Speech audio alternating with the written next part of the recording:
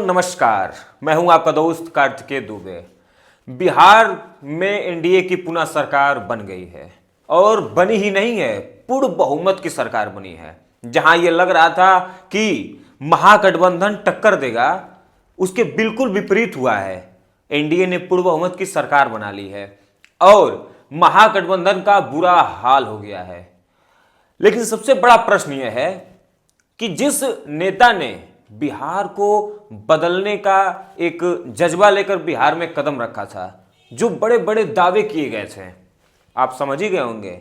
जी हां, मैं बात कर रहा हूं प्रशांत किशोर की। वो प्रशांत किशोर जो 3 साल जिन्होंने पूरे बिहार का भ्रमण किया और अपनी एक पार्टी बनाई, पार्टी बनाकर बड़े बड़े वादे किए और इन वादों में उन्होंने कहा कि अगर हमारा जो पार्टी का जो सीट है वो अगर 120 या 125 तक आता है तो मैं इसको अपना व्यक्तिगत हार मानूंगा।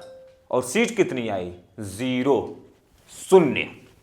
तो क्या प्रशांत किशोर अब राजनीति छोड़ देंगे?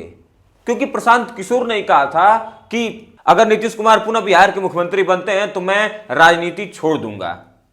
उसके बाद जनसुराज ने प्रेस कॉन्फ्रेंस किया और जनसुराज के राष्ट्रीय अध्यक्ष उदय सिंह ने यह बोला कि प्रशांत किशोर राजनीति में थे, राजनीति में हैं और राजनीति में रहेंगे।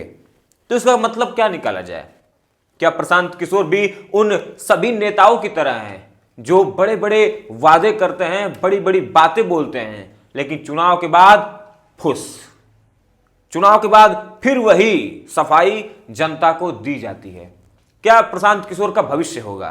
क्या होगा उनकी पार्टी का भविष्य? क्या जनसुराज इसके आगे भी लड़ेगी या जनसुराज बिल्कुल खत्म हो जाएगी? ये बहुत बड़ा प्रश्न है और इस प्रश्न का जवाब केवल एक ही व्यक्ति के पास है, जिनका नाम है प्रशांत किशोर।